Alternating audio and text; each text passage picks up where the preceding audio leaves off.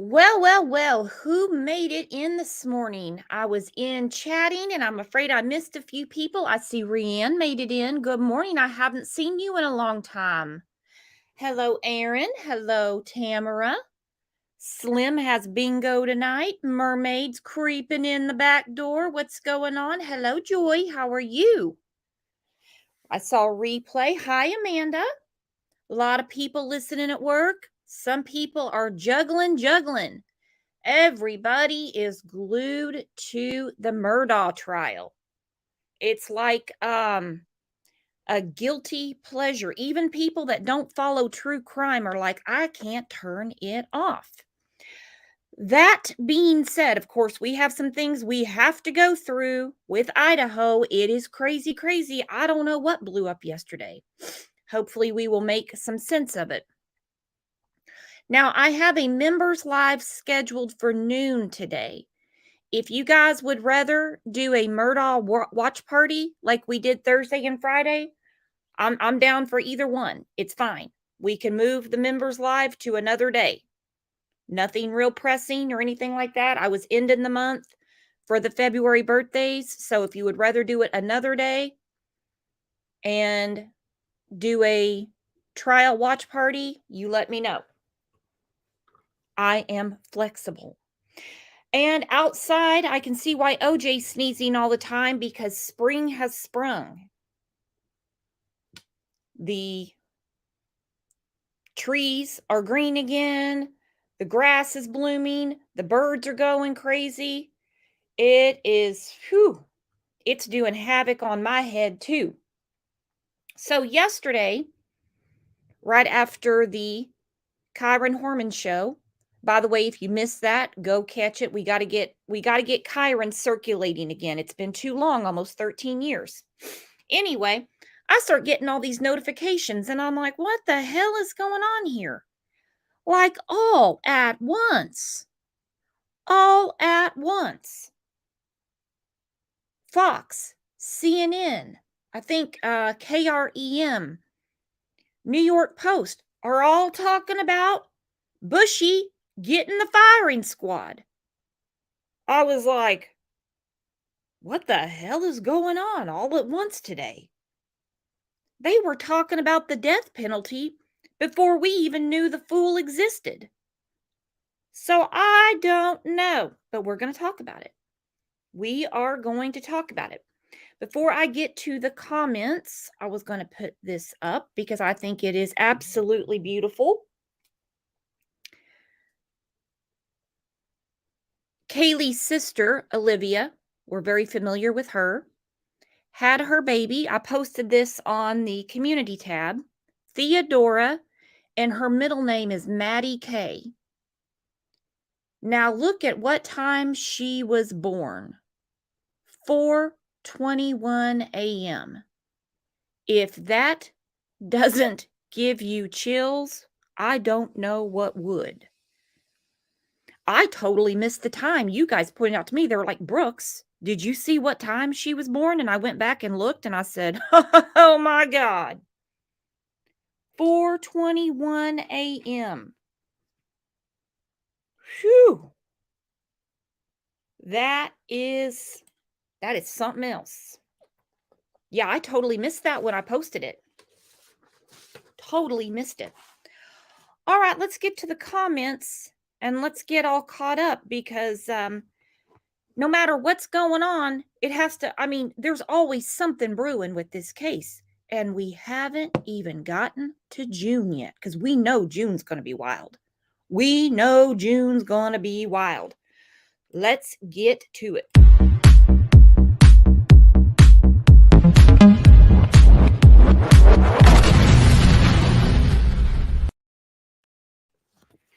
All right. In response to the show that we did early Friday morning, we did the show at like 7 a.m. so we could do our Murdaugh watch party. And that was wild too. Mama Mia said, your description of Gen X is spot on. We rode without seatbelts, backwards in a station wagon with both parents smoking and the windows closed. This is true. She said they were good times. We don't give a shit about people's truths. We're like, we like the truth.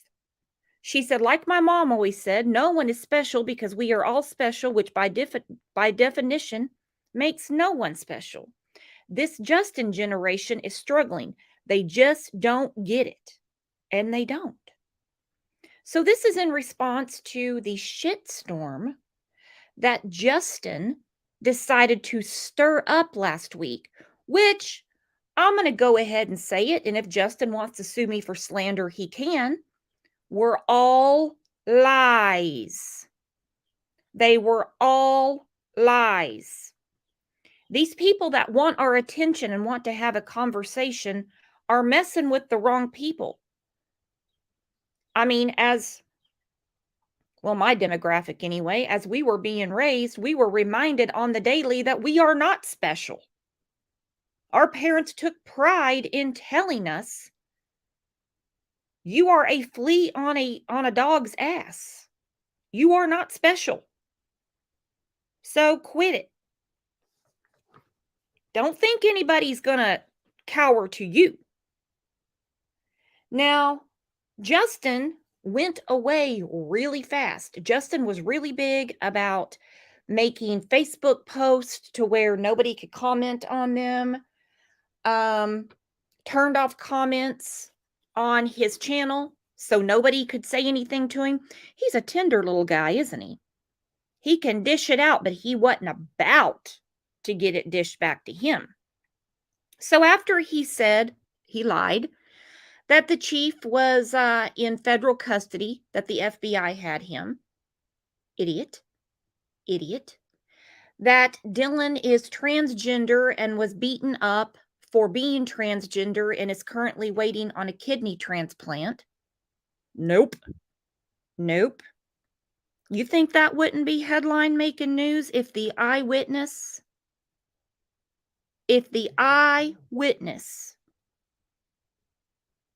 in a huge case was beaten up? No. And no, he did not admit to lying. He basically said, I don't understand the first post, but whatever. The second post, he said, I have scrubbed this page of all things related to Idaho. I redact everything that I've said. I am walking away. That's all fine and good. Damage was done. Yes, he took it all down. I don't know that he said sorry or anything like that. Here's the problem. And it's a hard lesson to learn for some people. You can't stuff the shit back into the horse. So once you have slandered, defamed, lied, whatever you want to call it, the damage is done. So if someone says it's not that easy to scrub your page and say I've redacted everything, it's not that easy. Because what you have done has caused me a lot of problems. So we're going to go and talk to a man who can solve it, or woman, called a judge. Justin, you say you want to have this conversation, you're going to have a conversation with me, my lawyer, and a judge. I don't care if you pay me $10 a week till you shit the bed. You don't do stuff like that. So anyway, that was his big exit. I have scrubbed this page of all things related to Idaho. Space. I redact everything I said. Space. I am walking away. Doesn't work that way. Because if she's pissed, if the chief is pissed, if his wife is pissed, only one way to get to the bottom of it. We go to the courthouse. Justin, you're not going to like it there because you can't turn the comments off in the courthouse, Justin. Katie said this might be way off, but perhaps Maddie didn't take him seriously as far as how he required his food to be prepared and thought he'd teach her a lesson. And that's what initially prompted the stalking. This is a very common comment that I got. Now, the him that Katie is talking about is not Katie, is Bushy. He is such a high on the horse, high on the hog, whatever you want to call it, narcissist. He wants everyone to dance to his drummer. So when he was shaming his aunts, saying, "You should have special pots and pans for me because I'm a vegan," and they're like, "Oh, damn, somebody better get to the Dollar General and get Bushy his special pans." Other people don't jam like that. So a lot of people said, maybe she scoffed at him. Maybe she laughed at him. Maybe she was like, "Wrong restaurant. We might have a vegan pizza, but we don't have special casserole dishes for you, idiot." That could have pissed him off. Fine Art on Fire said, "Hey, if I like the fella, I might be respectful enough to cook a vegan meal for a guest. But they'll eat shit and starve before I go buy special utensils for anybody." I agree with Fine Art on Fire. Now, if I am cooking dinner and I invite a friend over who I know to be a diabetic, I'm not going to say, "Come on over because I'm making you a banana split." I'm not going to do that. If I invite a friend over that I know to be a vegan, I honestly wouldn't know what to cook, but I would figure something out. But no way in hell am I going to run over to the Williams Sonoma or wherever and buy a special pot, pan, plate, fork, and spoon for the fool. Forget it. I thought it was very interesting. Several people said it could have pissed him off that much. You never know. The dude is weird for sure. He is weird for sure. True Crime with Shannon, she doesn't get down like that. She said, "I would never expect separate pots." Insane. Yeah. I almost wonder if he kept coming back to the Mad Greek because somebody didn't give him his way and he decided to make a nuisance of himself. You never know. You never know with him. So it hit the airwaves on Friday, I believe. Friday or over the weekend. Could be both. I tell you what, they know how to beat a dead horse over at News Nation. That the house will be demolished. I wasn't expecting that. Did you all think that they would just demolish the whole house? That's a pretty damn big investment just to bulldoze. I was pretty surprised. This wouldn't be the only piece of property in the United States that has a heinous crime attached to it. I was really surprised that Chris Watts's house was sold. Granted, it took quite a while. We know what happened in there. Sharon Tate's house it's had several owners from my understanding. The house that Gannon lived in was murdered in. I mean, it was like 2 months later. And they rented it out. So I really didn't think they would just bulldoze it.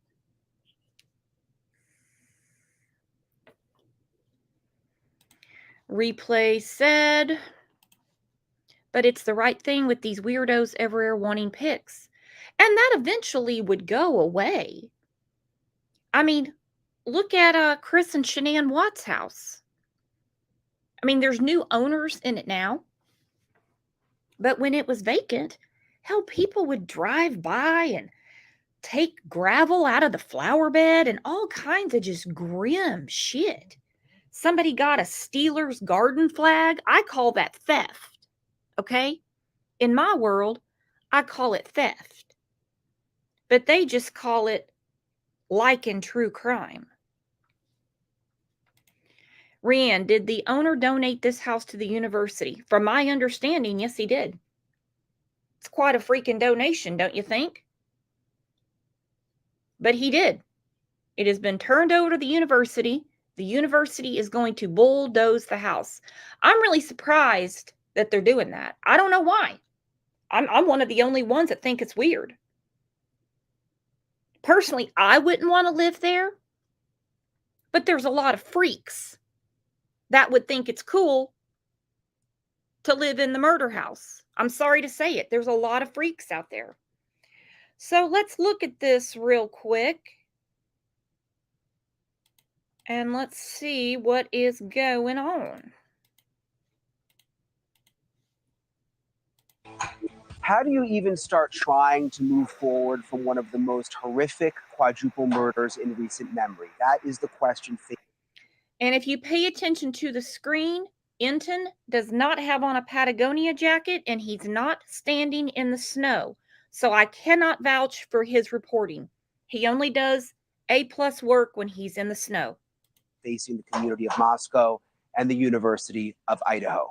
After remaining tight-lipped about anything to do with the Idaho student murders for months, the school is now finally announcing some of its plans to begin the healing process and to honor the 4 victims. These are some exclusive shots of the house as it looks right now. The house on King Road where the murders happened. It's now boarded up and pretty much ready to be demolished. The owner has gifted the home to the school, which says it will be destroyed sometime this semester. In preparation, a crime scene cleanup company was there last week to do trauma remediation. That's really just a fancy way of saying crime scene cleanup. They told News Nation the process involves biohazard waste removal. Now, hang on. What is this called? Trauma remediation? Every day it's something new. Why does everything have to get a weird-ass term? Trauma remediation. No, it's called crime scene cleanup. And why do you need to clean it up if you're going to bulldoze it? Every damn day these people have something new to confuse me. Here we go. God. Cleanup company was there last week to do trauma remediation. That's really just a fancy way of saying crime scene cleanup. They told News Nation the process involves biohazard waste removal and also decontamination. The company did not have any specifics on when the home might actually be demolished. There's also no word yet on what the school plans to build in its place. But the school's president, Scott Green, says the school hopes to involve students in the decision before they make up their mind. They've already announced plans to build a memorial garden to the 4 victims somewhere on campus, which will obviously be a nice place for other students to go and reflect. And that's not the only honor that the school has planned at this point. The university has also created scholarships in memory of Xana Kernodle, Ethan Chapin, and Maddie Mogan, and has plans to create a 4th also for Kaylee Gonzalez. Those scholarships appear to be in addition to the endowments, you'll remember, that have already been created by Xana's family and also Ethan's fraternity, Sigma Chi. According to a statement from President Green, we will never forget Xana, Ethan, Madison, and Kaylee, and I will do everything in my power to protect their dignity and to also respect their memory. Okay, so what they're saying, okay, I'm down with that. So I hope they are very, very careful when they bring in the wrecking ball, the bulldozer, however they're going to do it. Because you're going to have freaks of the week lined up from Moscow to Portland in line to get a piece of wood, a brick, a block, whatever. They'll probably dig a pond with some koi fish in it, have some benches around. They already mentioned reflecting. It'll probably just be like a blank area for quite a while. Now Christina has a really good point. She said, no way it will go down until the jury sees it. The defense lawyer will fight for it. I wouldn't be surprised if they don't get the crew out there, the equipment out there, and at the 11th hour, they say, halt, stop. We were talking about, the Murdahl trial. I couldn't believe it yesterday. They're going to take the jury out to the crime scene. It's got new owners. They've already sold this property. They got new people living there. And they're taking the jury out to look at where Maggie and Pawpaw were murdered, some sort of half-ass field trip. So I agree with you, Christina. They're not going to do anything with it until the jury goes out there. I want to bring in now Caitlin Becker. She is a senior reporter with DailyMail.com. Caitlin, thank you for being with us. I was just watching your coverage from Idaho. I know you just returned from there not long ago. The latest that I've been able to confirm through the university is that the demolition will happen sometime this semester, so soon. But I haven't been able to nail down a specific timeline. Do you have any more information about when it might happen? Well, Brian, at this point, there isn't a specific timeline because a lot of things need to be lined up in order for the demolition to happen successfully and safely. And that is what they're doing right now, getting all of those logistical ducks in a row. I mean, as you said, I just returned from Idaho a few weeks ago. You spent quite a bit of time there. And you know that this area at King Road is a very small street. It's surrounded by other single family homes as well as that larger apartment building right next door. So to actually tear the building down, you're really going to need to make sure it's done as safely as possible because. Okay, I saw this girl on Dr. Phil. She is just talking out her ass. What does she mean? You've got to do it as safely as possible. Of course you do. You think they're going to give Jeremy Sue and Einan a hammer and tell them just to go for it with no goggles on? Of course you're going to do it as safely as possible. She's just talking to talk. Wist said she can't remember a crime scene home ever being torn down. I can only think of two off the top of my head. That would be the house in Cleveland that Ariel Castro kept Amanda, Gina, and Michelle captive in for like 10 years. They bulldozed that house and Dahmer's house. And there's nothing there. I mean, it is basically a vacant lot. There's no reflection pool. There's no memorial. There's no anything like that. Hopefully they do it. I have a feeling they're going to call for more in this situation. The university will do more than what they did in those places. Because it is such a densely populated residential area. Yeah, that's a good point. And that's something that I don't think people realize who haven't been out there, that that house is right in the middle of other student housing. You've got the big apartment building. You've got the campus, which is really just right across the street there. And it has been so traumatic for the other students walking about. What did you notice most when you were in Idaho, Caitlin, in terms of talking to people on the ground? We're kind of in this weird phase. There was a lot of information coming out. Now there's the gag order. We're waiting for the preliminary hearing. Are you getting the sense that people are trying to sort of go about their everyday lives there now in the area? I think that's exactly what's happening. Since the arrest of the suspect, Bryan Kohberger, I think the town of Moscow has breathed a kind of a collective sigh of relief. So they're not living under that constant fear that they were for those 6-7 weeks where there wasn't an arrest or even a suspect. But it's hard to move past this. I mean, when I was there, which was after basically all of the mainstream media had packed up, and even after some of our other Daily Mail reporters had packed up, there's little makeshift memorials that were still up. When I went into the Mad Greek to eat, there were 2 makeshift memorials outside and inside, and there was television coverage of the murders being played above the bar. So it's hard for people in this area to move past the tragedy, but I think they're going to be able to get some sense of normalcy between now and June. And then once that next hearing starts and the trial begins, it's going to be bedlam. Yeah, I hope that they can get some sense of peace, because the people there are just so wonderful, and it's such a beautiful, nice town. That's something that always struck me when I was there. Just, nothing like this had ever happened there before. They weren't ready to process this. I mean, who would be? Something else I want to ask you about, though, that's interesting when you compare to what's happening here with Murdaugh. They're now taking the jurors here out to the crime scene to show them where it happened so they can visualize it for themselves. That apparently isn't going to happen here if this case goes to trial in Idaho, if they tear the house down. Granted, I was there when they did the 3D imaging, so they'll probably have other options. But have you heard any concerns about that?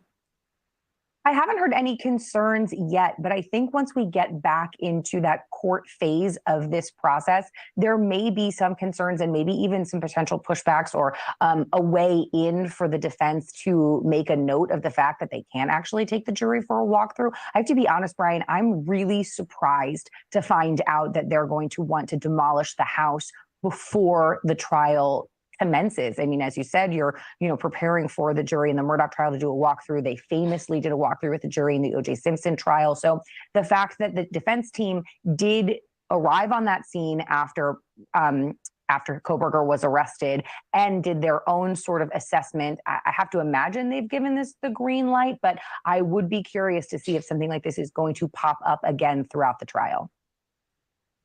Yeah, when I first heard that there was going to be a demolition, I initially thought, okay, they're going to demolish it after the trial. I was not expecting them to say this semester, but again, then I was reminded of the 3D imaging that they have, and a whole lot of experts explained to me that it's not necessary in today's world for them to have to do the walkthrough with the technology that exists. But it'll be interesting to see the way it all plays out. Caitlin Becker, thank you so much for coming on tonight. Thank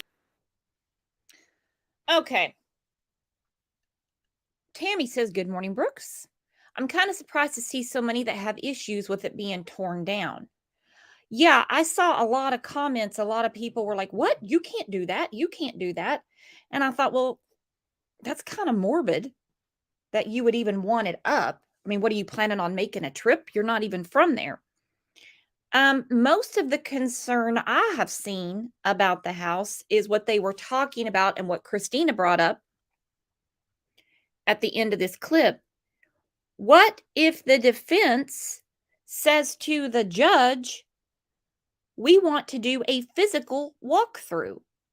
A 3D enactment on the computer isn't really going to hone it home for the jury. We want the jury to understand the difficulty navigating the layout of this house. We want them to visualize. We want them to walk in that sliding glass door and navigate their way around. Showing them this on the computer screen isn't going to do it justice. I call for a mistrial because they have no way of seeing the crime scene.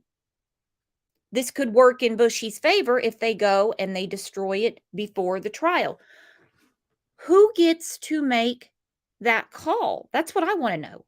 How can the university, who says they will do everything in their power to respect the memory of Xana, Ethan, Kaylee, and Madison, say tear it down before trial? Who are they to decide that?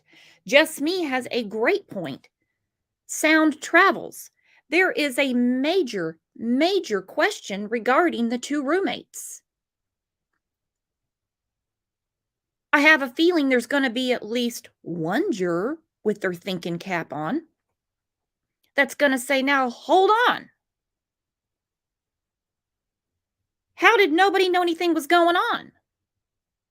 What if a juror says, I want to be down in floor 1 and I want someone up on floor 3 to start screaming? I want to see if I can hear it. See if I can hear it. Don't you like that language? I want to know if I can hear it. Then another juror is going to say, hey, since you mention it, I want to go into Dylan's bedroom. I'm going to open the door 3 times and see what I can see. I want to visualize what she was looking at. And while I'm in Dylan's room, fanning the door 3 times, I want someone up on floor 3 to scream. I want to know how the sound carries. They might even say, no, I want to go at night. I want to be in Dylan's room, opening this door 3 times. Given my vision is 20/20 like Dylan's, what can I see in the with the lights the way they were November 13th? You can't do that if it's a pile of rubble. Whose side is the university on? Do they want justice or not? Do they want justice for Ethan, Xana, Kaylee, and Madison are not. This seems like a big shot in the foot to do that. Let me take a poll real quick. Oh, I didn't pin the link. I'm sorry. I'll put the link up. Would you guys, if you were on a jury, would you say, look, this house is not a regular ranch style 3-bedroom, 2-bath. I want to do a tour of the house. I want to figure out how well he knew the layout. How did he know? Because even if he looked at it on Zillow, it's different when you get into something physically. You can get on Zillow and look around my house. It's still going to look different when you walk in physically.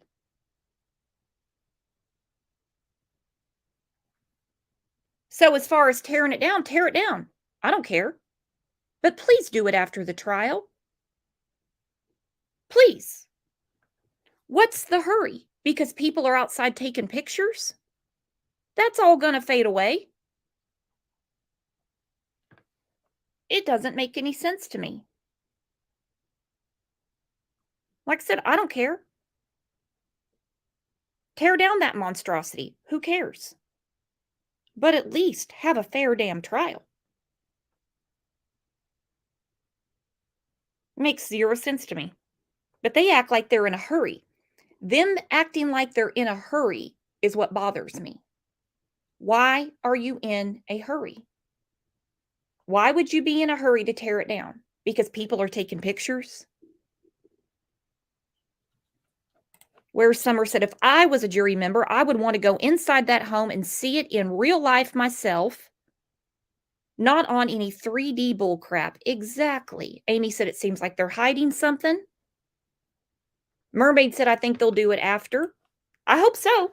I hope this is just News Nation, not in the snow talk. Just Me said it affects enrollment, and that is part of it. I do think the university, and we've talked about that on this show many times, the university is about money, money, money, money, money. You got to have asses in the seat in order to get your Sally Mae check every year, every semester. And I agree 100% with Tammy. I would think a walkthrough would be crucial. We have so many things that you would need a walkthrough for.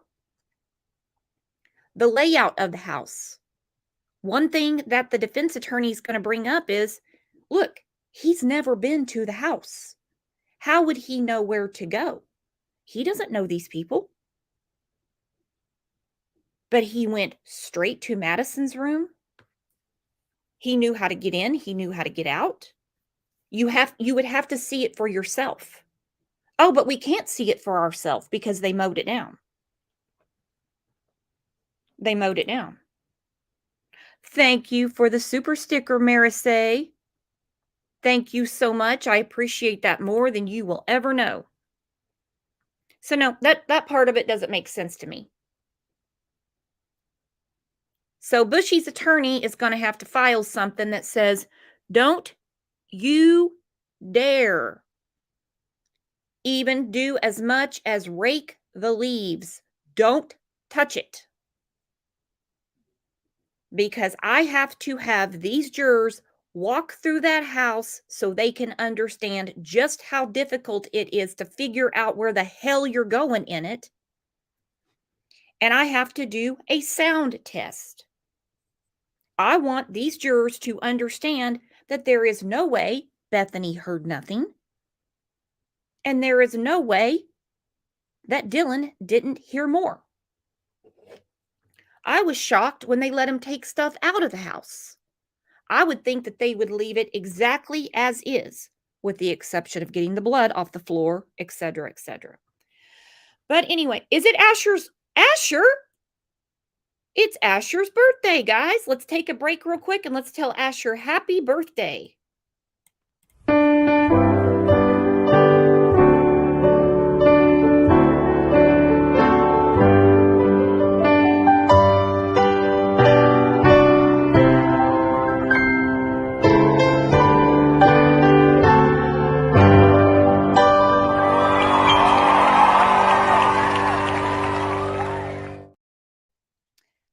Happy birthday, Asher. I hope it is the best one yet.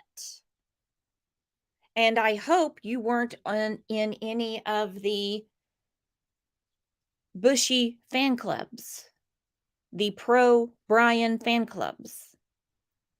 Seems that several platforms, Reddit in particular, have been having a problem with these fangirls that are loving them some Bushy. They are loving Brian. You know, they kind of got into a little bit of a tiff over Valentine's Day over sending him money, putting money on the books so he can get extra vegetable ramen noodles and Diet Pepsi. It is disgusting. It is disgusting. Well, one subreddit, I believe that's what you call, I don't use Reddit very often. It confuses me. They banned an entire group. Do you know what you have to do to get shut down on Reddit? Reddit is fierce, man. Reddit is Thunderdome. It is crazy over there. I had to show this to you guys. You guys got to see this. I would be embarrassed if I was these people. I would truly be embarrassed.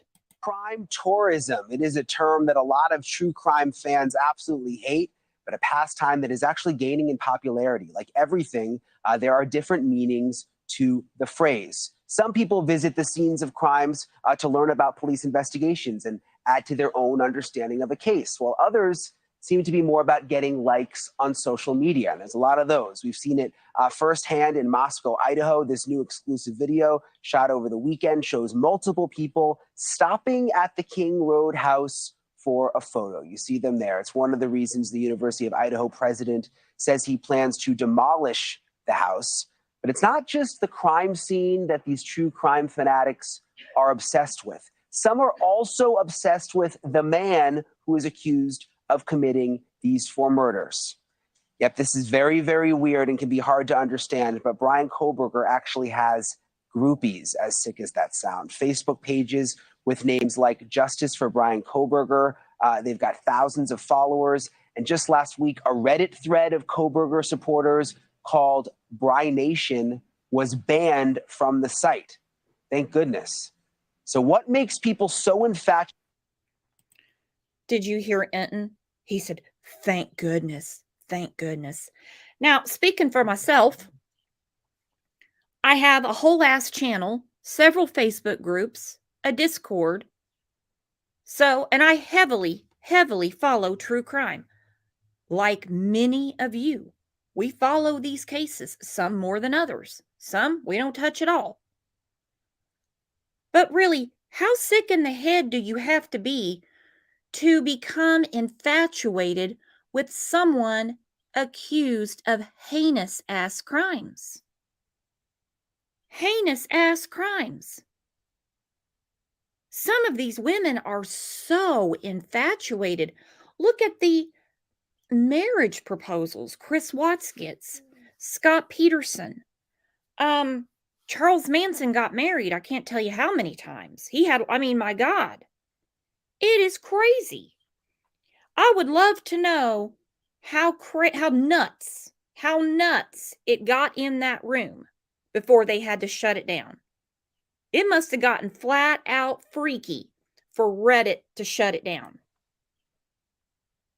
Infatuated with alleged killers and in some cases convicted killers. Joined by the guy who understands all of this, Dr. Scott Bond. He is a criminologist and the author of the best-selling book, Why We Love Serial Killers, The Curious Appeal of the World's Most Savage Murderers. His podcast is called Killing Hour with Doc Bond. Thank you so much for being with us, Dr. Brown. So first of all... Well, no offense, I'm not shaming anybody, but this doctor looks like the villain in a Marvel movie, okay? So I could see him writing this book. I could see him being very intrigued with serial killers. I think there's a distinction here. I've been outside a lot of crime scenes where people will drive by and maybe put the window down and take a picture and they've seen it on the news. And then you've just got crime junkies, which I've got family members and friends that are into true crime. And that seems like one thing, but then you've got this other group that like falls in love with some of these serial killers. How does that happen? Well, that's a great question. And you're right. It really is a spectrum. I mean, on the one hand, there's healthy curiosity, but then on the other hand, it can also become an obsession. And this is not a new phenomenon. In fact, there have been cases such as Richard Ramirez, the Night Stalker back in the 1980s. He actually married one of his groupies. And of course, Charles Manson and Ted Bundy and others had legions of groupies. So, why does this happen? Well, I think there's a couple of things at work here. Technology is one of them, and you mentioned that. There are those individuals who I think are seeking their own 15 minutes of fame by injecting themselves into the investigation, into the case, and they become almost like demi-celebrities in their own right. You have other individuals that I would say are lacking something in self-esteem or an emotional deficit where they feel that they can fill up this hole somehow inside of them. Okay, so he's saying it could be a self-esteem problem, and it is women doing this. It is 99.99999% women. Women reaching out to these dudes. Thanks for calling us junkies, Enton. What exactly is your job? You are not a correspondent for politics, dude. You are standing outside the murder house right now. Who are you calling a junkie, Enton? Anyhow, he said it's a self-esteem problem. What does it do for these women's self-esteem when they're telling their coworkers, their cousin, their friends, their boss, their mom, whoever, that the only dude they can get is the one that's already trapped? And I don't mean in a marriage. He's in jail. What is that doing for their self-esteem? By vicariously associating with these types of individuals. And that really gets to the groupie phenomenon. And with the female groupies, with the male perpetrators, I like to call that the bad boy syndrome. And what I mean by that is, he may be a bad boy, but he's my bad boy. I'm the only one who understands him. We're soulmates. I get him. No one else does. And so once again, that gives a person, the groupie, self-esteem, makes her very special, so that she becomes fulfilled. That's something that's missing in her, and these individuals, do become sort of demi-celebrities. I remember the first time I saw this, Dr. Bond, was in Parkland with the Parkland massacre, that awful school shooting. And the suspect there, we requested through a public records request all of his mail, and he was getting all of this mail. And some of it was interesting. It was people sort of trying to understand his frame of mind, which I could sort of understand. But then there were these women like sending him sexual messages, almost like there was a very strange attraction to this killer. And I could never wrap my mind around it. But I guess this bad boy syndrome that you're talking about, but it's still, I think for most people sitting at home, it's just hard to really understand. Well, again, I wouldn't necessarily say that these really extreme groupies are necessarily mentally ill, but I would say that there's something missing there. Now, hold on, Dr. Bond. He's even got an evil sounding name, Dr. Bond. He said it's a self-esteem problem. He said, I wouldn't necessarily say it's mental illness. My uneducated opinion, Christina picked up on that too. Brian seems a little jealous. Sexual messages. Brian actually sounded a little dirty when he said that. My uneducated opinion is there is some serious ass mental illness going on that you would even entertain a relationship with a friggin' killer, with a psychopath. Are you kidding me? It's not necessarily mental illness, the good doctor tells us. This right here is a lesson. This is a lesson for us today. You can be book smart like Dr. Bond and also be dumb AF. No mental illness. My ass.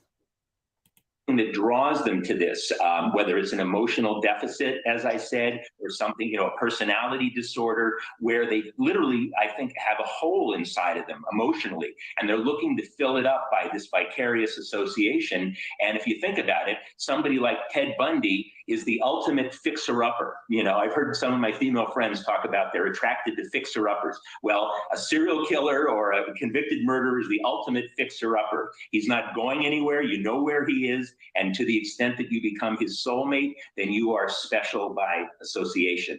And I think that's a large part of what's going on here. Yeah, and I guess to an extent, like you said, with social media, they can hide behind their computer. They can almost get close to the danger, but it's not actually dangerous for them, knowing that these men, are likely in prison for the rest of their lives.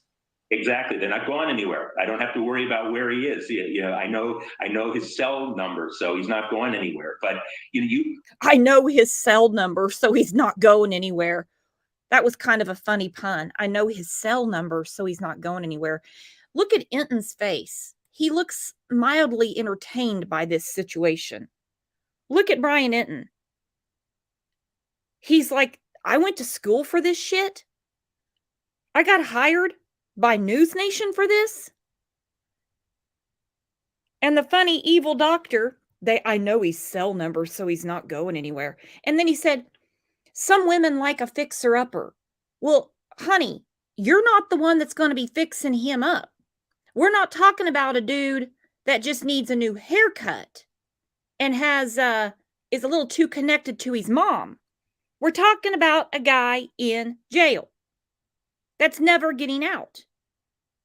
He's getting fixed up properly by the other dudes in jail and by the corrections of the state he's jailed in. This is the best, man. Knowing that these men, are likely in prison for the rest of their lives. Exactly. They're not going anywhere. I don't have to worry about where he is.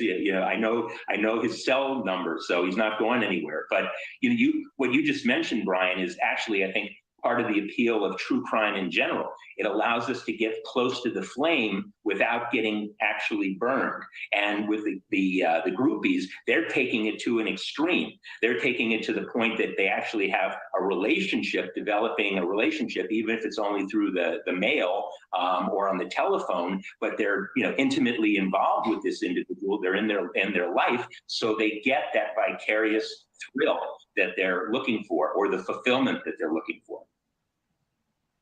It's so strange to think about. Obviously, a major distinction, because I know all sorts of true crime fans, and that's pretty normal these days to be interested in cases, and a lot of people genuinely want to help solve them, or they have genuine sorrow for the victims. But to take it to the next level, the groupies, as they call it, or the attraction to a serial killer, like you said, I mean, some of these folks may need serious help. Thank you for watching. Go to. I'm going to guess he's not a real doctor, if you know what I mean. There's those degrees that you're considered a doctor, but you're not really a doctor. And I have to apologize for that last segment of the show. That is 6 minutes of your life you're never going to get back. That's on me. That was ridiculous.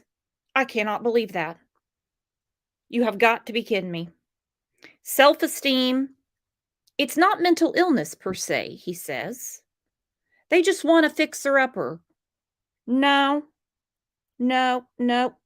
Oh, Jenny, thank you. Jenny just gifted 5 Crime Lines and Lies memberships. Dolly Baby said, guess it was good I was late. Oh, no, you'll have to catch this on the rewind, my friend. You'll have to catch this on the replay, because you will not believe the stupidity that just graced our ears. I don't even know what to say about that. All I know is Brian Enton acted like he was hearing dirty words. He was like, I didn't know what to say. I really didn't. Dr. Bond is his name. I'm going to write this down. Dr. Bond. I got to know more about this guy because, like I said, my uneducated opinion, none of that shit made any sense to me at all. But what does make sense, the timing really doesn't.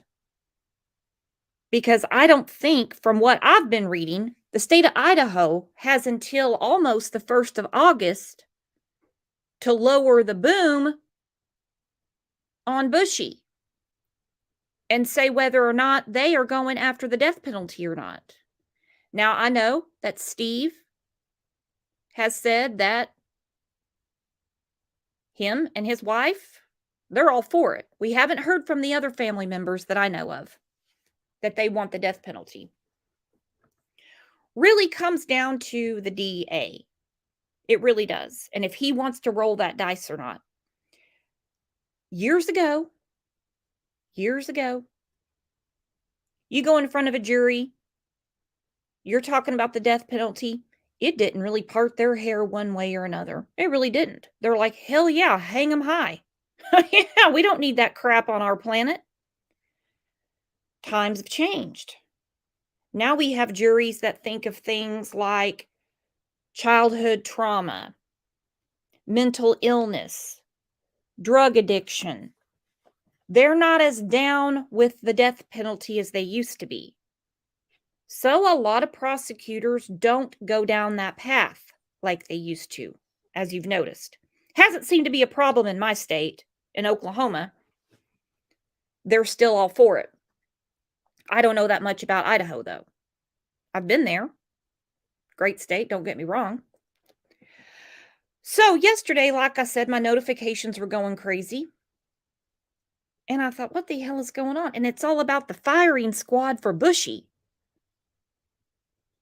So I really get into it and I find out that there is this politician in Idaho that wants to bring back the firing squad. And it's because they can't get the medications needed. That was the word in one article. The medications needed for lethal injection. Well, Texas seems to always have a surplus. You can hit them up. But in the meantime, while you're making friends with Texas, he proposes to bring back the firing squad. Not to put anybody on the spot here, but what do you think about the firing squad? There have been quite a few lethal injections that didn't go as planned. Firing squad kind of seems to be a way to get it done. Mama B said I'm all for it. Just Me said it's probably cheaper. There you go. Damn right it's cheaper.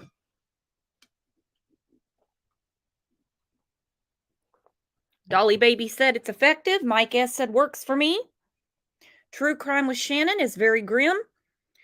She said she wants the chair back. Did I ever tell you about that guy I worked with when I worked at the, it was an MRI place. And his brother-in-law retired from the state of Oklahoma. He was in corrections. He was the sponge guy in McAllister for a long time. And you would not believe the stories that I used to hear from the sponge guy. The sponge guy had the craziest stories. Jenny said, I don't know. I can't imagine how the person firing would feel. From what I understand, let's say you have 10 dudes with a gun. They all shoot blanks except one, I believe. Not the guys, the guns. So you don't know if you've got the magic bullet or not. I don't know. That's on them. Anyhow, so this politician in Idaho, he wants it brought back. I dug up a clip for us to look at. Then we're going to hear what Enton has to say about it. He might be standing in the snow to talk about this. The state of Idaho could bring back firing squads as a method of execution under legislation introduced by a panel of lawmakers Wednesday. The state eliminated its never-used firing squad option in 2009, but has been unable to secure the drugs needed for lethal injection executions. In the bill, sponsored by Idaho Representative Bruce Skog, a Republican from Nampa, firing squads would be used when lethal injection isn't available. All right. So he's bringing the bill up. I don't know how this is going to work. So if they vote for it and they say, yes, bring back the firing squad, well, they voted for it after Bushy committed his crime. So what would Bushy get? Lethal injection, given that they can dig up the drugs, or would he get the firing squad? I don't know how it works. I have no idea. Indie Girl said, bring it on. Bring it on. I don't know. I mean, it wasn't a slow news day yesterday. We have the Murdaugh trial going on. We have the catastrophe in Ohio, and just all at once, boom, boom, boom, boom, boom. Fox, CNN, News Nation, The Sun, New York Post, all talking about Bushy getting the firing squad. I wish they would have had a little bit more in their article, like if this gets voted in, then he would get the firing squad, even though he committed his crime before they voted it in. I guess we'll see. We need further clarification on this, right? All I know is that the Idaho Department of Corrections has indicated that they have had issues getting these drugs available for an execution. And, you know, the other thing about this whole issue is if Idaho does pass a law allowing for a firing squad execution, they are also going to have to go and build a $750,000 facility to facilitate those firing squad executions, which executions in the state of Idaho just don't take place that often. Yeah, and it certainly sounds brutal, but I don't know. I mean, you're Enton's having a hard day. Okay, so he's still in the same jacket. He's still got the same backdrop behind him. He's like, oh, I know it sounds brutal. Now, I don't know what this guy's talking about. You would need, I mean, a $750,000. What did he say? Hang on, I got to hear that again. A special facility to do this? Is there not a field in Idaho? I saw some fields in Idaho when I was there, but you got to have something special to do this in? The other thing about this whole issue is if Idaho does pass a law allowing for a firing squad execution, they are also going to have to go and build a $750,000 facility to facilitate those firing squad executions, which executions in the state of Idaho just don't take place that often. Leave it to the government to pass a bill and need almost $1 million to facilitate the bill. They know how to do it, don't they? All right, now listen to Enton. This is great. Yeah, and it certainly sounds brutal, but I don't know. I mean, you're going to die either way, I guess. Some proponents of it would say. But the way I've understood with the firing squad is you're going to die either way, some proponents say. So you're either going to die of natural causes, cancer, or firing squad.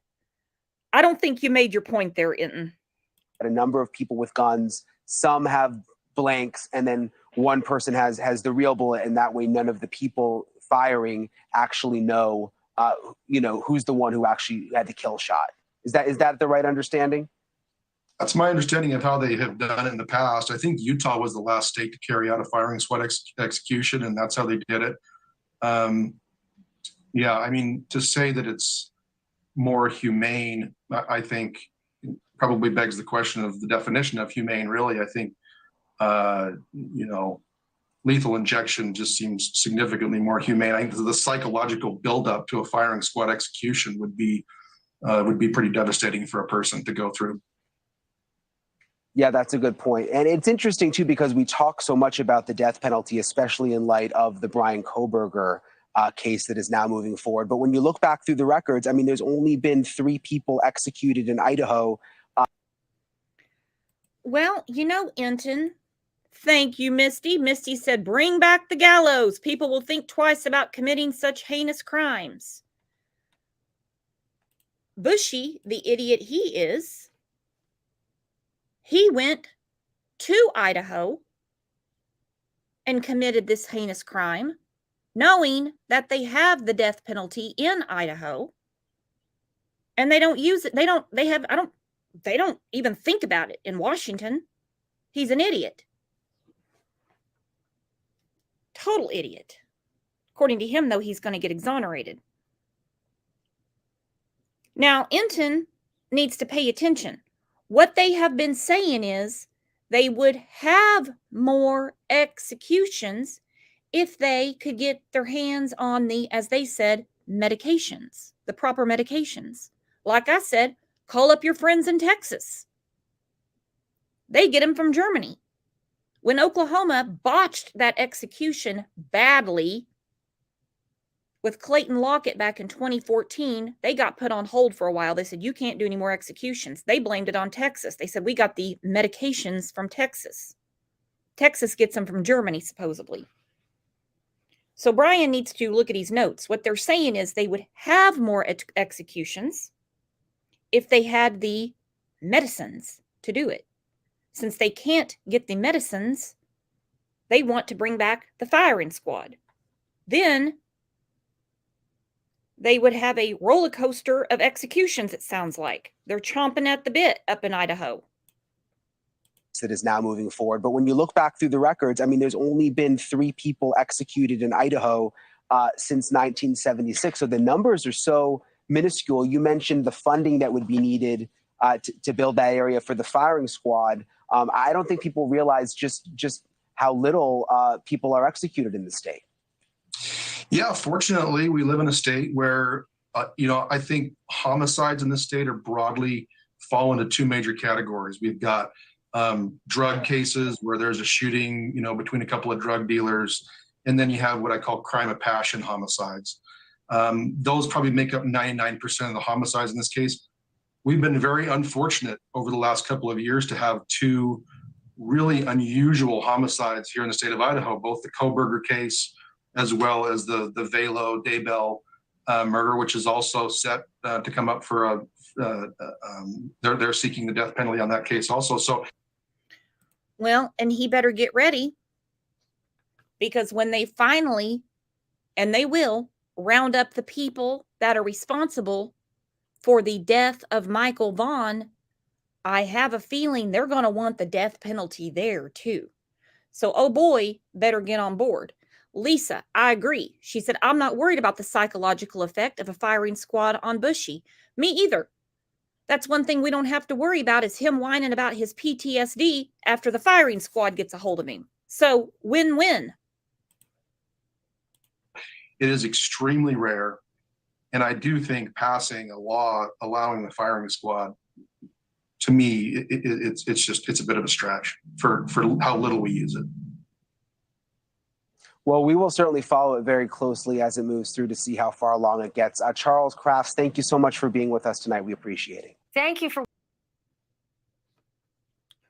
Well, this will be interesting. Now, the way things get done, not just in Idaho, but every friggin' state, it's not like when we were kids and we had the song we sang along with about how a bill becomes a law. It's not that quick. It takes them forever. May not be this session. They'll get to it the next session. Oh, hang on, we had to discuss this again, so it'll be the next session. It could be 3 years from now before they actually make a decision, which is fine. Bushy isn't going anywhere.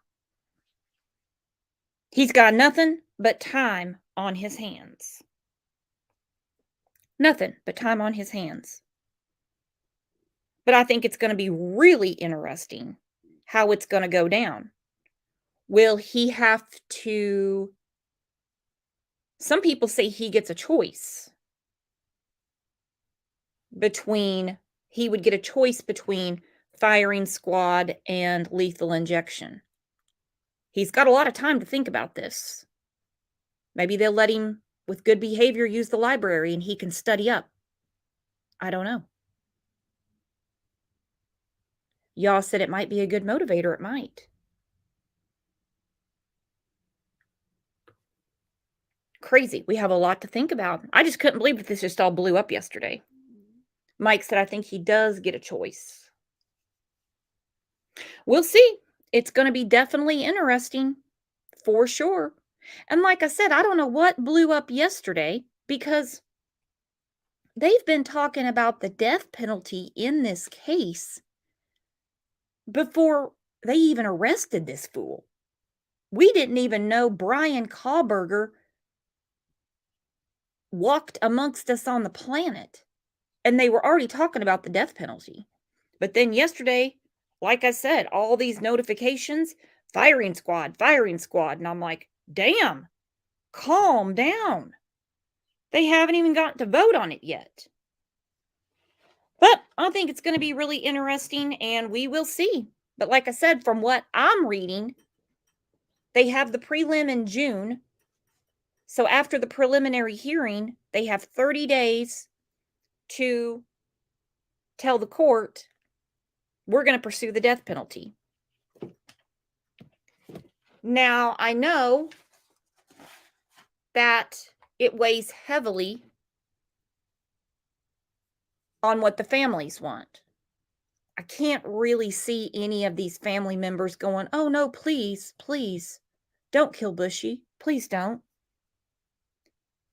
But all in all, what it comes down to is how confident the DA feels in his case. There's been some very overzealous DAs over the years that have gone for the death penalty and they've gotten shot down. No pun intended. Okay, so I didn't actually go through it. I was just glancing at what you guys decided earlier in the show. So what we'll do is I'm going to reschedule the members live and we'll do a watch party for Murdaugh because they're doing their rebuttal. So we'll watch all that together and then I'll put up a new link for the members live. Because like I said, I'm flexible. I'm flexible. So you guys, I will see you back here probably in about 15 minutes. It won't take me too long to get a stream set up and we will start watching the Murdaugh trial. But if you do not want to watch that, then I'll catch you back here tomorrow at 9 a.m. or I'll see you in Discord or I'll see you over in Facebook. We will be doing the members live. I just don't know when, but we're going to get together today and we're going to do our watch party. So I will see you in a few minutes. In the meantime, thank you so much for everything. You guys are truly, truly the best.